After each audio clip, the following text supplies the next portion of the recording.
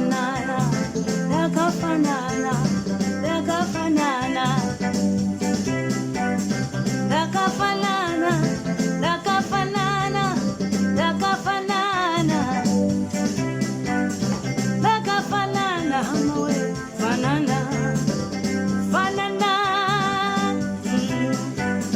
sejari, dizondiri, sejari.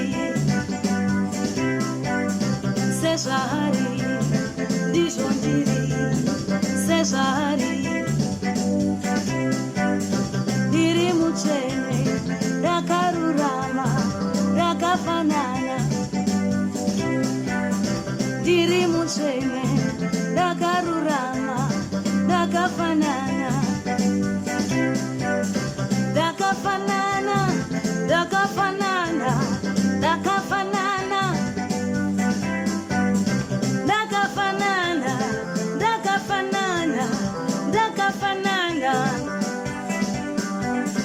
Dakafanana, dakafanana, dakafanana, wakafanana, wakafanana, wakafanana. Take it low. So I'm teaching people these days that people, we need to understand that as He is, so are we.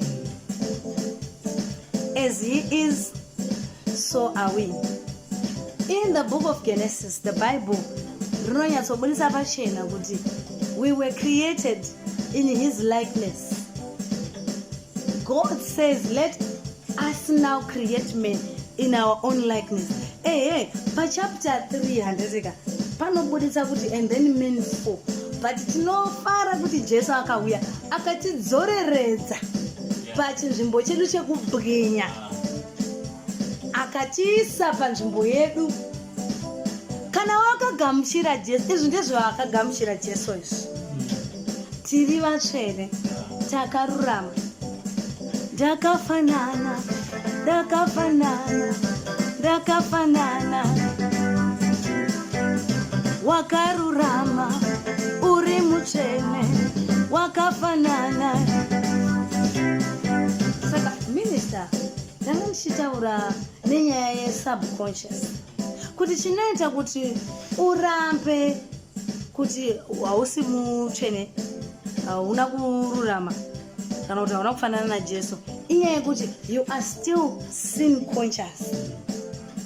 Zvawakatadza zviyazviya